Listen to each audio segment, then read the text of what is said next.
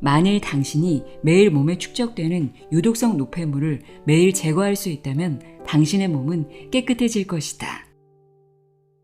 날씬한 몸매로 질병 없이 쾌적한 삶을 살 수 있다는 말이다. 독소의 배출이 건강의 핵심이기 때문이다. 음식을 바꾸고 생활 습관을 바꾸면 몸과 영혼이 바뀐다.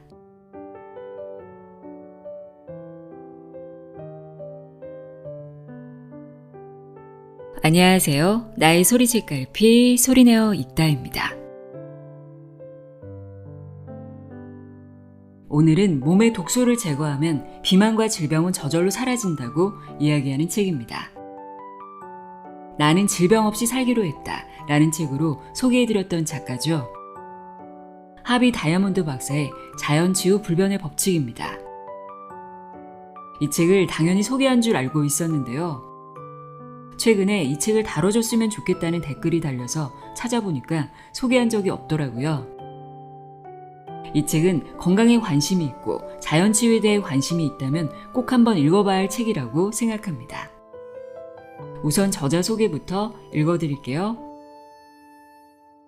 하비 다이아몬드 박사. 그의 몸은 종합병원이었다. 어릴 때부터 병을 달고 살았다. 베트남전에 공군으로 참전했다. 고엽제 후유증으로 죽음 직전까지 갔다. 그런 그가 자연위생학을 실천하여 음식으로 병을 고쳤다. 20대 178cm에 90kg이 넘던 그가 25kg을 감량했다.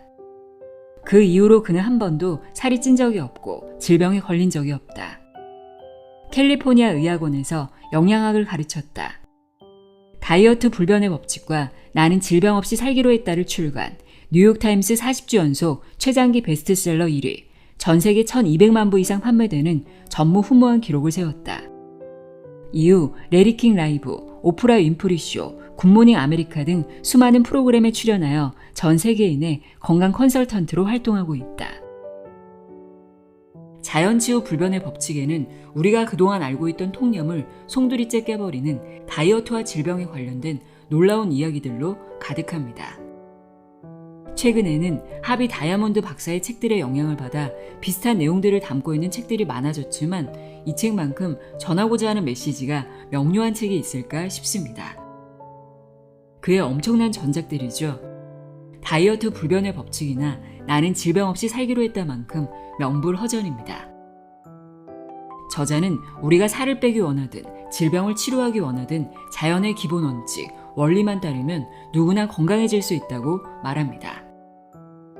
가공식품과 같은 죽은 음식이 아닌 채소, 과일과 같은 살아있는 음식, 수분이 많은 음식을 먹어야 한다는 것과 아무 음식이나 섞어 먹지 말아야 한다는 것을 강조하고 있는데요. 지구상의 모든 동물 중에 인간만이 단백질과 탄수화물 할 것 없이 음식을 섞어 먹고 온갖 양념을 넣어 인위적으로 가공한 식품을 즐기고 생체 리듬과 상관없이 시도 때도 없이 음식을 먹고 있음을 지적합니다. 저자는 이런 식습관이 우리 몸에 독소를 만들어내고 있다고 하는데요. 이 책을 읽고 나면 왜 호모 사피엔스는 수많은 질병에 걸릴 수밖에 없는지 이해하실 수 있을 겁니다.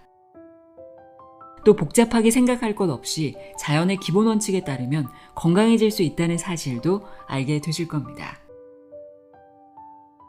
그럼 지금부터 자연치유 불변의 법칙 내용의 일부를 읽어드립니다.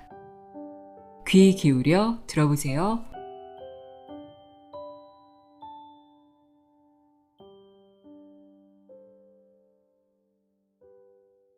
어떤 것의 가치를 입증할 수 있는 최선의 방법은 그 결과물을 보여주는 것이다.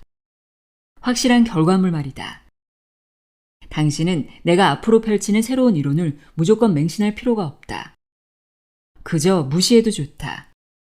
자연위생학의 효과를 당신이 직접 쉽게 증명할 수 있기 때문이다.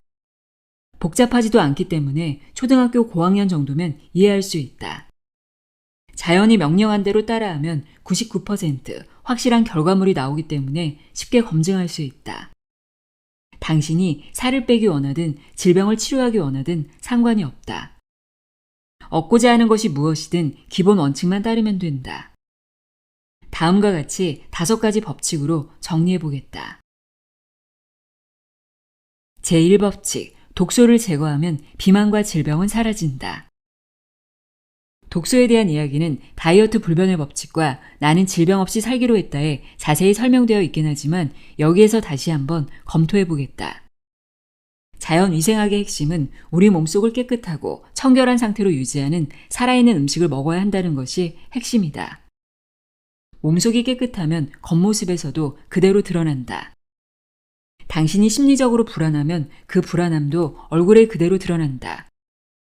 부끄러우면 얼굴이 빨개지고 놀라면 얼굴이 창백해진다. 그런 심리적인 것도 몸에 드러나는데 몸의 건강 상태가 밖으로 드러나는 것은 당연하지 않겠는가? 당신이 뷔페에 가서 3인분의 음식을 먹고 나오는데 초원의 사슴처럼 상쾌한 발걸음을 할 수 있겠는가? 당신이 복통으로 시달리는데 밝은 얼굴로 남편에게 상냥한 말을 건넬 수 있겠는가? 다이어트 불변의 법칙은 에너지 강화와 체중 감량에 주력하고 있지만 사실 기본적인 목표는 몸속을 깨끗이 하는 것이다. 몸의 내부를 깨끗이 청소하면 비만과 질병은 절대 존재하지 않는다고 나는 강력하게 주장한다. 우리 몸은 다른 모든 것과 마찬가지로 더럽혀질 수 있다.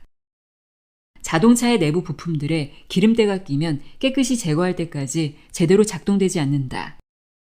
우리 몸도 마찬가지다. 우리 몸속에 노폐물이 있으면 제대로 작동할 수 없다. 어떤 사람은 그 노폐물을 제거하는 습관을 가졌지만 어떤 사람은 그것을 무시하면서 살아간다. 무시하면 어떻게 될까? 노폐물은 점점 더 쌓이게 되는데 이것은 100km로 달리는 트럭 앞으로 뛰어드는 것만큼 위험해진다. 그렇다면 우리 몸의 기능이 떨어지는 이유는 무엇일까? 바로 독혈증이 그 원인이다. 독혈증은 음식을 섭취하고 그 중에서 우리 몸에 유용한 것을 취한 다음 신체에서 나머지를 제거하는 모든 과정에서 발생한다. 우리가 음식을 먹으면 그 영양분을 흡수한 후 체내에 노폐물을 내보내는 신진대사가 일어나는데 몸에서 노폐물을 제거하는 속도보다 노폐물이 쌓이는 속도가 더 빠르면 몸에 독혈증이 생긴다. 이 독성이 강해질수록 살은 더 찌고 몸은 더 아프게 된다. 우리 몸에는 100조 개의 세포가 있다. 이 세포 중에서 매일 300에서 800억 개의 세포가 사망한다. 이 세포의 시체들은 몸에 쌓인다. 따라서 우리는 이 세포들을 제거해야 한다. 왜 그럴까? 죽은 세포는 우리 몸에서 더 이상 필요하지도 않을 뿐더러 독성이 강하기 때문이다. 독혈증이라는 단어도 독성에서 유래한 말이다. 사용이 끝난 세포는 죽는다. 죽은 세포가 제거되는 속도보다 쌓이는 속도가 빠르면 우리 몸의 유독물질로 오염되어 장기들이 망가지기 시작한다. 세포의 시체만 독성물질을 발생시키는 것이 아니다. 우리 몸에 해로운 독소를 발생시키는 또 다른 원인이 있는데 무엇일까? 그렇다. 당신이 맞췄다. 바로 음식이다. 우리가 모두 아끼고 사랑에 맞이하는 오랜 친구 음식 말이다. 미국을 비롯한 선진국에서 섭취하는 가공식품의 양은 상상을 초월한다. 소장과 대장에서 쓸모없는 노폐물과 유독한 첨가제가 흡수된 다음 신속히 배출되지 않으면 이 독성 물질들은 서서히 축적된다. 세포의 시체, 소화된 후의 음식물 찌꺼기, 그리고 가공식품의 첨가제들이 만들어내는 독성의 잔여물이 독혈증을 유발하는 원인이다. 우리 몸이 깨끗한 상태를 유지하려면 이 독성 노폐물이 없어야 한다. 비만과 질병 없이 장수하려면 자신의 몸속에 독성 물질이 얼마나 되는지 파악하고 이를 최소화해야 한다. 1920년대 초에 독혈증을 발견한 존 틸든 박사는 자신의 대표 저서인 독혈증 설명서에서 최초로 연구 결과를 발표했다. 틸든 박사는 약물을 이용한 치료법의 환멸을 느끼고 자연위생학으로 전환한 의사였다. 그는 자연위생학의 원칙을 응용하여 환자들을 치료함으로써 성공을 거두었고 결과적으로 자연위생학의 우수성과 가치를 입증할 수 있었다. 그는 인류가 고통받고 있는 각종 질병에서 독혈증이 어떤 역할을 하는지 설명했다. 그는 다음과 같이 결론을 내렸다. 우리가 흔히 질병이라고 부르는 것은 모두 독혈증이 원인입니다. 질병에서 보여지는 각종 증상은 사실 우리 몸의 독소를 제거하기 위해 발버둥치는 현상일 뿐입니다. 질병이란 독소를 제거하기 위해 우리 몸이 발버둥치는 현상이라고? 그렇다. 그는 벌써 100년 전에 진실을 발견했다. 그러니까 복통이란 우리 몸이 뱃속에서 과잉 독소를 배출하기 위해 발버둥치는 현상이라는 말이다. 그러니까 두통이란 우리 몸이 머리에서 과잉 독소를 배출하기 위해 발버둥치는 현상이란 말이다. 노폐물의 제거에 사용되는 신체 부위에 따라 각각의 질병은 다른 이름으로 불린다. 그래서 수많은 질병이 있는 것처럼 보인다. 질병의 숫자만 해도 무려 4만 개다. 하지만 대부분의 질병은 서로 다른 종류의 독혈증이라 할 수 있다. 이것이 핵심이다. 자본을 계속 확장해야 할 사명을 가지고 태어난 제약과 병원 비즈니스는 각각의 질병을 서로 관련이 없는 개별적인 것으로 본다. 이를 통해 수천 수만의 질병이 탄생했다. 이를 통해 그냥 의사에서 이름도 생소한 수백 수천 종류의 전문의가 탄생했다. 그러나 그것은 물, 이슬, 얼음, 서리 및 눈이 모두 서로 명확히 다른 본질을 가지고 있다고 보는 것과 같다. 방대한 양의 물을 막고 있는 거대한 제방을 상상해 보시라. 이 제방은 벽돌과 모르타르로 만들어진다. 폭풍우가 지속되면 물의 양이 늘어나서 제방에 점점 더 많은 압력을 가하게 된다. 결국 제방은 점점 불어나는 물에 밀리기 시작한다. 그러면 먼저 모르타르의 일부가 떨어져 나가서 물이 새기 시작한다. 그 다음에는 벽돌이 떨어져 나가서 뚫린 구멍을 통해 물이 넘쳐 들어온다. 머지않아 제방 자체에 균열이 생기고 토대가 흔들리기 시작한다. 이어서 일부 구조가 붕괴된다. 그리고 결국에는 제방 안에 갇혀있던 엄청난 양의 물이 가공할 수압으로 제방을 무너뜨리고 범람하게 된다. 여기서 문제는 벽돌이나 모르타르나 토대나 구조 자체가 아니다. 문제는 제방도 견뎌낼 수 없이 급격하게 불어난 방대한 양의 물이다. 네 가지 원인이 있는 것이 아니라 물의 범람이 유일한 원인인 것이다. 독혈증이 어떤 현상을 일으키는지 쉽게 이해하려면 우리 몸이 제방이고 물이 독성 수치라고 생각하면 된다. 당신의 체력이 아무리 좋아도 당신이 체력을 유지하기 위해 그 어떤 노력을 해도 독성 수치가 높으면 반드시 대가를 치르게 된다. 결국 당신은 독성에 굴복하여 질병으로 앓아눕게 될 것이다. 앞서 독성 수치를 최대한 낮게 유지하는 것이 날씬한 몸매와 장수의 비결이라고 말한 것도 그런 이유에서다. 다이어트 불변의 법칙의 원리에 따라 음식 습관을 가지게 되면 다음 3가지 중요한 목표를 달성할 수 있다. 첫째, 식사 시간이 즐거워진다. 독단적이고 지속 가능하지 않은 식이요법을 따르지 않아도 된다. 당신은 맛있게 음식을 즐기기만 하면 된다. 둘째, 몸속에 유독한 음식 잔류물이 최소화된다. 셋째, 몸에 쌓인 유독성 노폐물이 지속적으로 몸에서 배출된다. 이 원리는 응용하기 매우 쉽고 거의 즉시 효과를 볼 수 있다. 이 음식 습관이 확실한 효과를 보이는 이유는 우리 몸의 주기인 생체 리듬과 조화를 이루기 때문이다. 24시간 생물학적 주기란 하루 종일을 의미한다. 생체 리듬이란 24시간이라는 각 기간 동안 특정 시간에 신체의 여러 기능들이 발생시키는 리듬이다. 이러한 리듬이 존재한다는 사실은 그 누구도 반박하지 못한다. 이에 관해 지금까지 수백 가지 연구가 실시된 바 있다. 어떤 의학 도서관에 가든 생체 리듬에 관한 책을 수백 권 발견할 수 있다. 하버드 의대 찰스 체이슬러 박사는 생체 리듬에 관한 연구에서 신체의 모든 생리학적 기능은 명확히 정의된 특정 주기에 따라 작용한다고 결론을 내렸다. 제2법칙, 3대 주기에 당신을 맞추어라. 음식의 신체 활용 측면에서 볼 때 24시간마다 각각 대략 8시간씩 섭취, 동화 및 배출 3개의 주기가 반복된다. 이러한 주기는 편의상 구분했을 뿐 8시간마다 딱딱 떨어지는 것은 아니다. 서로 배타적인 것이 아니라 3가지 주기가 동시에 발생할 수도 있다는 말이다. 그러나 이 3개의 주기는 서로 다른 시간대에 활발한 경향을 보인다. 1940년대 스웨덴의 과학자인 아레 와이르랜드는 각 주기가 하루 중 언제 발생하는지 처음으로 설명한 바 있다. 그는 먼저 배출 주기가 어느 시간대인지를 파악했다. 배출 주기가 언제 집중적으로 발생하는지 알게 되면 나머지 주기는 자연적으로 알 수 있다.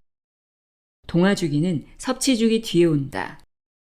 만약 24시간 동안 매 시간마다 혈액 검사를 받는다면 오전 4시와 정오 사이에 혈류의 신진대사의 부산물이 가장 많이 포함되어 있음을 알 수 있다. 이때가 바로 집중적인 배출 주기로 혈액이 노폐물을 장, 신장, 폐, 피부, 4곳의 해독 기관으로 운반한다. 3가지 주기와 각각의 시간대는 다음과 같다. 인체의 8시간 주기. 낮 12시에서 저녁 8시. 섭취 주기, 먹고 소화시킴. 저녁 8시에서 새벽 4시. 동화 주기, 흡수 및 사용. 새벽 4시에서 낮 12시. 배출 주기, 몸의 노폐물과 음식 찌꺼기의 제거. 이 3가지 작용은 우리 몸에서 24시간 항상 진행되고 있다. 그러나 각 기능은 하루 중 특정 시간에 집중된다. 낮 12시부터 시작되는 섭취 주기는 우리 몸이 가장 효율적으로 음식을 섭취하고 소화할 수 있는 시간대다. 저녁 8시부터 시작되는 동화 주기는 우리가 잠들어 있는 동안에 더 집중된다. 이 동화 주기는 음식물에서 추출되고 소화기관에서 흡수된 영양소가 가장 많이 사용되는 시간이다. 새벽 4시부터 시작되는 배출 주기는 몸이 하루의 모든 일을 끝내고 자체적으로 노폐물을 없애는 시간이다. 배출 주기는 단순히 장의 움직임을 말하는 것이 아니다. 몸속의 모든 세포와 조직에서 노폐물을 없애는 전체적인 과정을 말한다. 아침에 잠에서 깼을 때 유독 입냄새가 심해지는 경험을 해보셨는가? 아침에 일어나 거울을 보았을 때 혓바닥의 색깔이 하얗게 되어 있는 설태를 본 적이 있으신가? 이 입냄새와 설태는 새벽부터 배출 주기가 작용했다는 흔적이다. 배출 주기는 건강 유지와 질병의 예방에 있어서 의심할 여지 없이 결정적인 요소이다.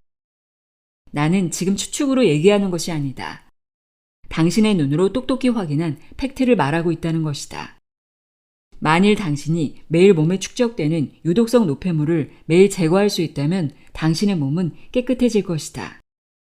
날씬한 몸매로 질병 없이 쾌적한 삶을 살 수 있다는 말이다. 나는 내가 펴낸 책들에서 항상 이 배출 주기를 강조해 왔는데 독소의 배출이 건강의 핵심이기 때문이다. 몸 안에서 유독한 노폐물을 없애는 것이 배출 주기의 목적이다. 이것은 몸을 청소하기 위한 신체의 기본 메커니즘이며 매일 저절로 진행된다. 저절로 진행된다는 말은 무엇인가? 우리가 숨을 쉬거나 눈을 깜빡이는데 어떤 노력도 필요 없는 것처럼 노폐물을 제거하기 위해 의식적으로 무엇인가를 할 필요가 없다는 말이다. 그저 이 주기가 자연스럽게 흘러가게 내버려 두기만 하면 된다. 어떤 방식으로든 방해하지만 않으면 된다. 이 배출 주기를 상업적인 방법으로 간섭하는 것은 아프게 해달라고 애원하는 것과 마찬가지다.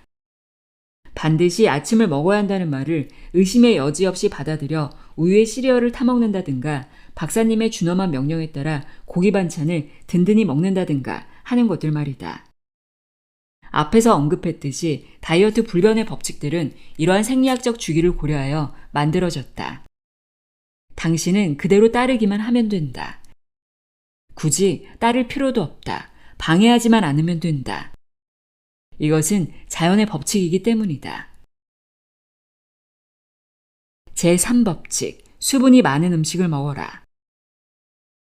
당신이 깨끗한 음식을 먹는다는 것은 당신의 몸속에 쌓인 노폐물을 청소해주는 음식을 먹는다는 뜻이다.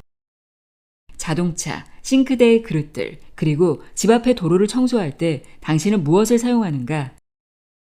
그렇다. 바로 물이다. 물은 자연을 청소하는 청소부다. 인간도 자연의 일부다. 당연히 몸 청소에는 물을 사용해야 한다. 당신은 식용유로 자연을 청소할 수 있는가? 당신은 우유로 자연을 청소할 수 있는가?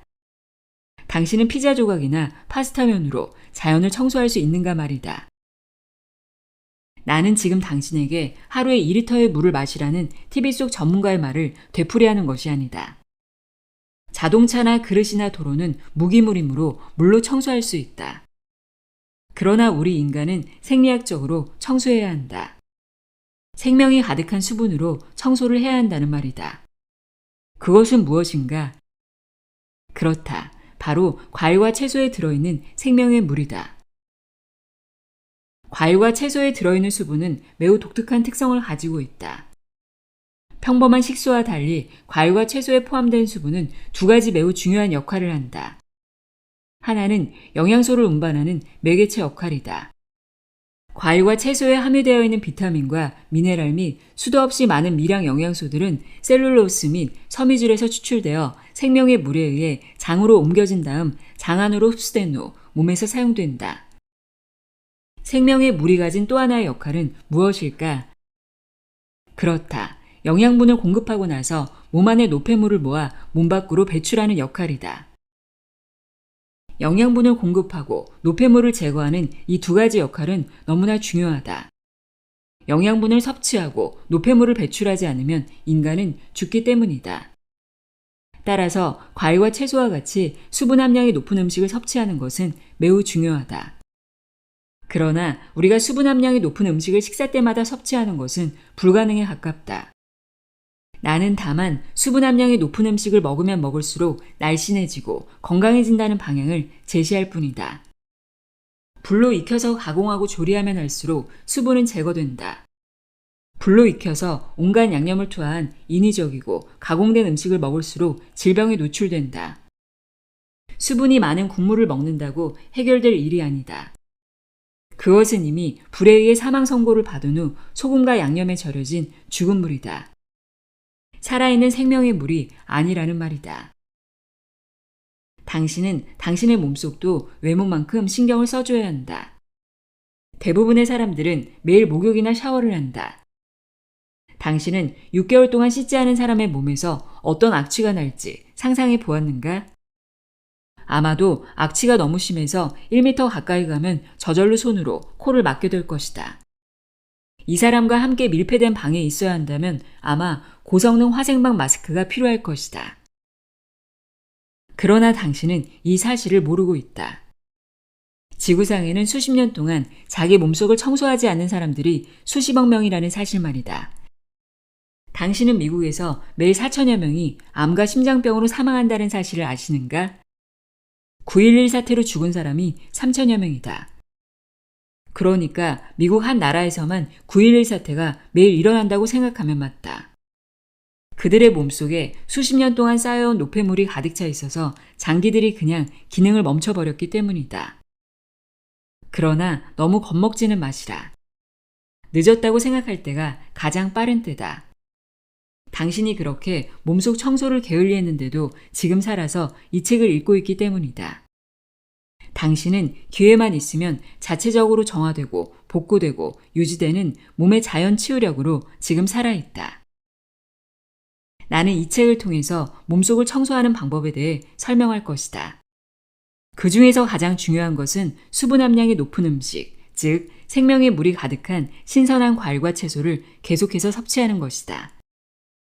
당신이 지금 비만과 질병으로 고통을 받고 있다면 돈을 위해 당신의 주머니를 터는 상업적인 방법을 피하시고 자연이 명령한 그 방법을 따르시라. 제4법칙, 아무 음식이나 섞어 먹지 말아라.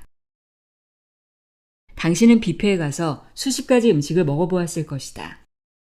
당신은 파티나 잔치에 초대되어 뷔페 음식을 먹어본 경험도 있을 것이다. 그러나 그것들을 다 먹고 집으로 가는 길의 몸의 느낌은 어떠했는가? 음식 먹기를 누구보다 즐겼던 나 또한 그 묵직하고 더부룩했던 느낌은 지울 수 없다. 입이 즐거울수록 몸이 힘든 법이다. 소화가 편하게 되는 음식을 조합해서 섭취하는 것은 최적의 건강을 위해 필수적이다. 그런데 이 음식 조합의 원리는 누구나 짧은 기간 내에 시도해서 확인할 수 있다. 개인적으로 나는 20년 이상 극심한 위 통증으로 고생했었는데 음식 조합의 원리를 실천하자 24시간 후에 통증이 사라졌다. 그것도 완전히 사라졌다. 다이어트 불변의 법칙 발행 이후 나는 미국 전역에서 유사한 효과를 경험했다는 내용이 담긴 편지를 수천 수만 통 받았다. 당신도 전문가들이 아무 생각 없이 주장하는 골고루 음식을 섭취하는 대신 호모사피엔스의 소화기관이 원하는 대로 음식을 조합함으로써 탁월한 효과를 볼 수 있다. 이것은 무슨 신통한 기술이나 방법이 아니라 원리이기 때문이다.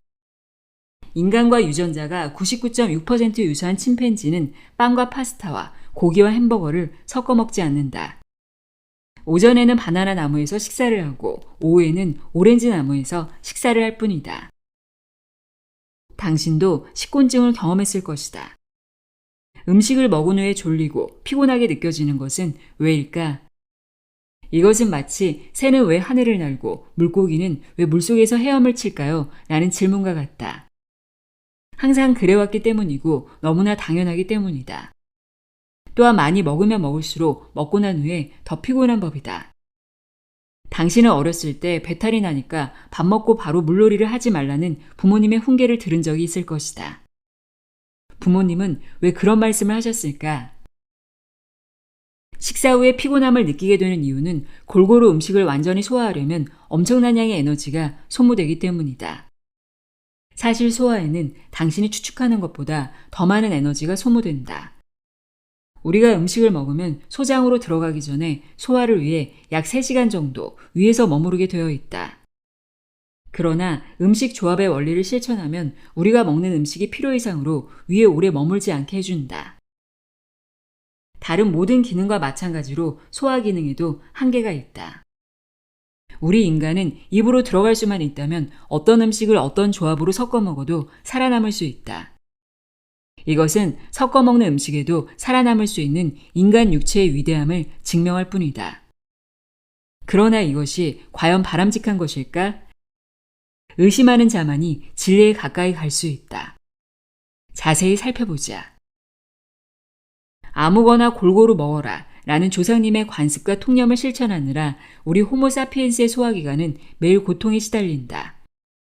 골고루 먹어야 건강하다는 말은 절대로 진실이 아니다. 들판을 뛰노는 야생동물을 보시라. 어디에도 7코스 식사나 구첩반상을 즐기는 동물은 없다. 이 지구상에서 유일하게 인간만이 혀끝의 즐거움을 위해서 먹을 것을 복잡하게 만든다.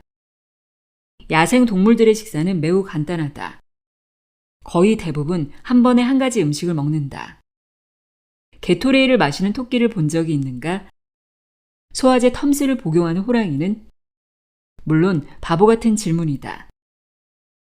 미국인을 비롯한 서구인들은 왜 화학약품인 소화제를 몸속에 털어넣느라 매년 수조 원을 낭비하는 것일까? 왜 그럴까? 의심은 진리에 도달하는 출발선임을 나는 계속해서 강조한다. 우리 소화기관 속에 들어있는 음식이 이 문제의 원인일까? 다른 원인은 없을까? 완벽한 상태의 자동차 열대에 가솔린 대신 디젤을 넣고 달리다가 자동차가 전부 멈춰버린다면 잘못된 연료가 원인인 것을 모르는 것일까? 소화기관의 기본 기능은 정기적으로 섭취하는 음식을 처리하는 것이다. 대부분의 만성 소화장애는 음식을 섭취한 후에 발생하는데 문제의 원인이 바로 음식이라는 것을 깨닫는 것이 그렇게 어려운 일일까? 엄격히 말하면 음식 자체가 원인이라기보다는 이것저것 무차별적으로 섞여있는 음식을 섭취하는 것이 결정적인 원인이라고 할 수 있다. 그 이유는 다음과 같다. 음식물의 소화는 입속의 침에서 시작된다. 침에서 시작되어서 위장에서 소화액이 나오면 본격적인 소화가 시작된다. 한 종류의 음식을 소화하기 위해 분비되는 소화액의 종류는 다른 종류의 음식을 소화하는 데는 쓸모가 없다. 사실 어떤 소화액들이 서로 접촉하면 그 소화액 각각의 소화 능력이 감소된다. 그러나 안타깝게도 우리 어리석은 인간은 섞어 먹는 것을 선호한다. 고기와 감자, 생선과 밥, 닭고기와 국수, 계란과 토스트, 치즈와 빵, 시리얼과 우유 등 거의 항상 여러 음식을 동시에 섭취하는 골고루 방식이다. 우리 조상들이 관습적으로 따라했고 전문가들이 통념에 의해 추천한 이 식사 방법이 소화불량을 철저하게 보장하고 있다는 말이다. 당신은 이렇게 말할지도 모른다. 무슨 소리야? 난 평생을 그렇게 먹고 살아왔는데. 맞다. 나도 그렇게 먹고 살았다. 그 대신 뱃속에 시뻘겋게 단칼이 깊숙이 박혀있는 듯한 통증을 달고 살았다. 그 이유를 간단히 설명해 보겠다. 위에 언급한 모든 예는 단백질과 탄수화물의 조합이다. 그러나 아쉽게도 단백질과 탄수화물은 위장에서 동시에 효율적으로 소화될 수 없다. 각종 육류, 유제품 및 견과류를 비롯한 모든 단백질은 산성 소화액이 필요하다. 빵, 파스타, 감자 및 곡물과 같은 탄수화물은 알칼리성 소화액이 필요하다. 중학생 정도의 화학 지식만 가지고 있어도 산과 알칼리가 서로 만나면 중화된다는 사실을 알 것이다.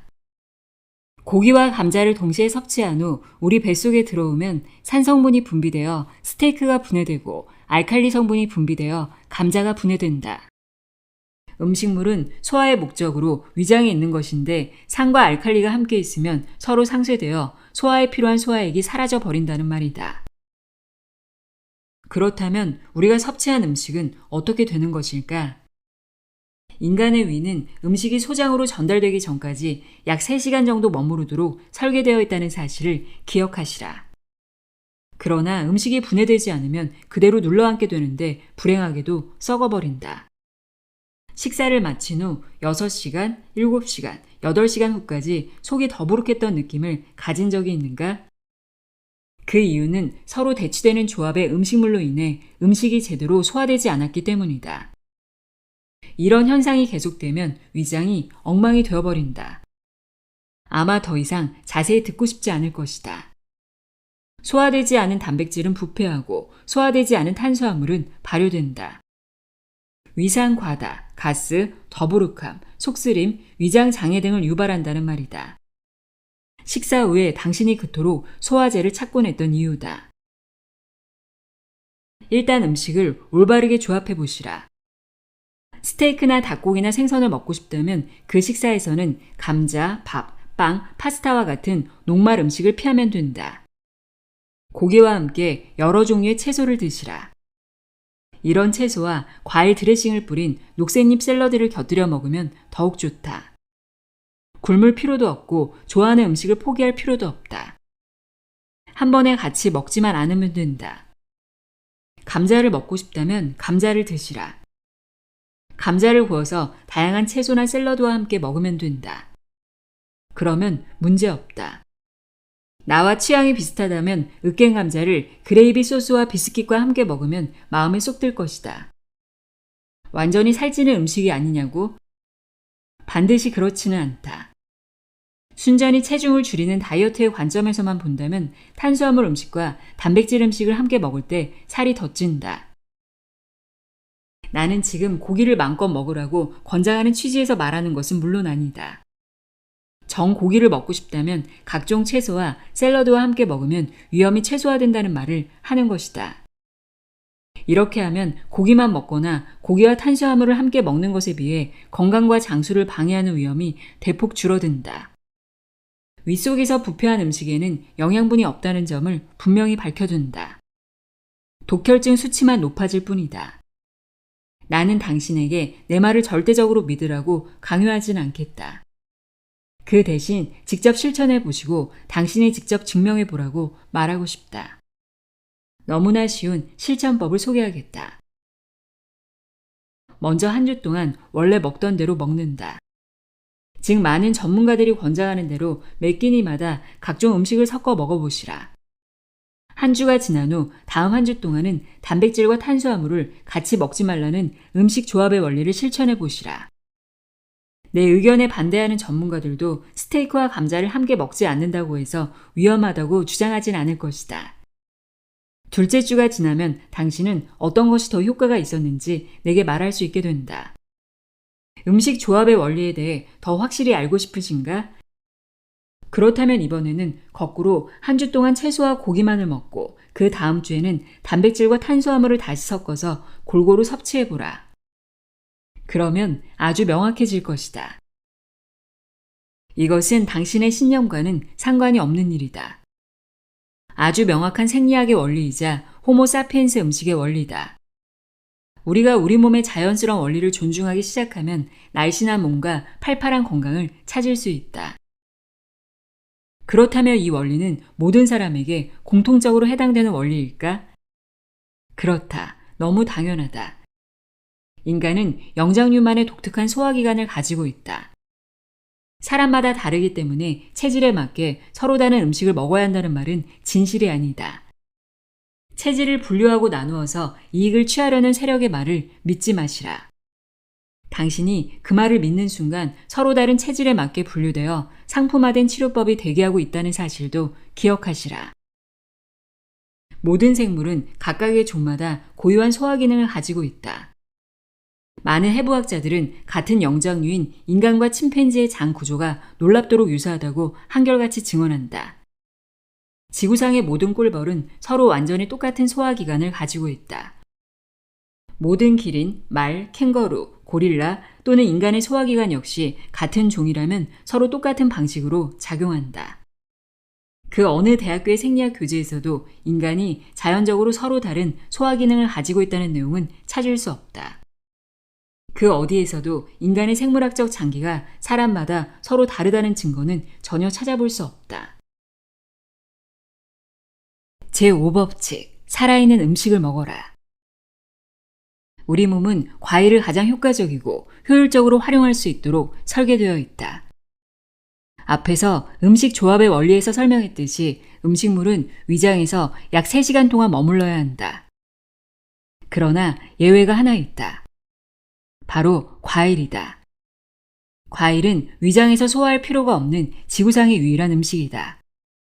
과일에는 자체적으로 효소, 소화효소가 함유되어 있어서 완전히 익으면 사실상 이미 소화된 상태이기 때문에 위장 안에서 2-30분만 머무르다가 소장으로 전달된다. 그리고 소장에서 영양분을 흡수하여 우리 몸에서 활용하는 것이다. 이것은 과일과 영장류와의 계약관계를 증명하는 원리다. 무슨 말인가 하면 과일은 자신의 맛있는 살점을 인간을 비롯한 영장류에게 내어주는 대신 자신의 자손, 씨앗들을 널리 퍼뜨려 달라고 간청했다는 말이다.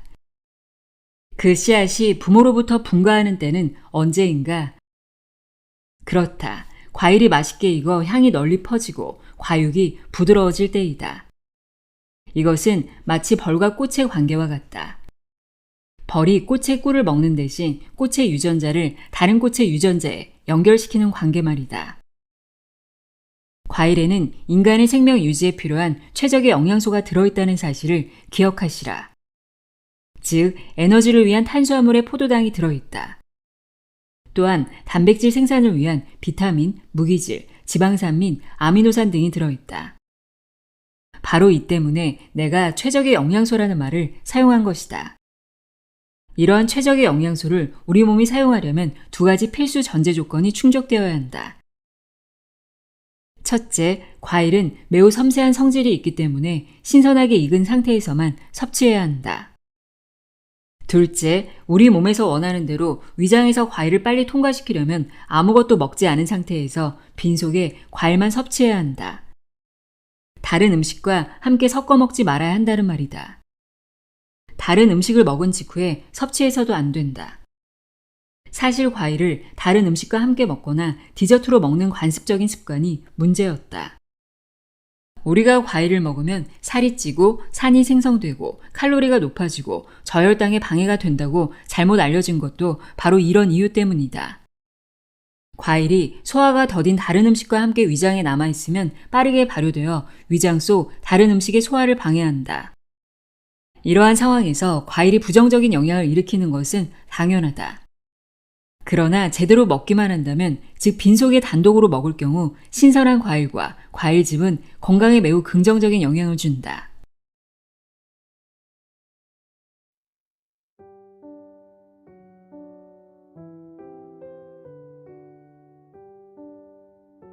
하비 다이아몬드 박사의 자연치유 불변의 법칙 읽어드렸습니다. 질병에 걸릴 수밖에 없는 이유를 알면 건강해지는 방법 또한 분명해진다는 사실을 알 수 있었습니다. 몸에 독소를 만들어내지 않은 식습관으로 건강한 하루하루 보내시길 바랍니다. 오늘도 함께 해주셔서 고맙습니다.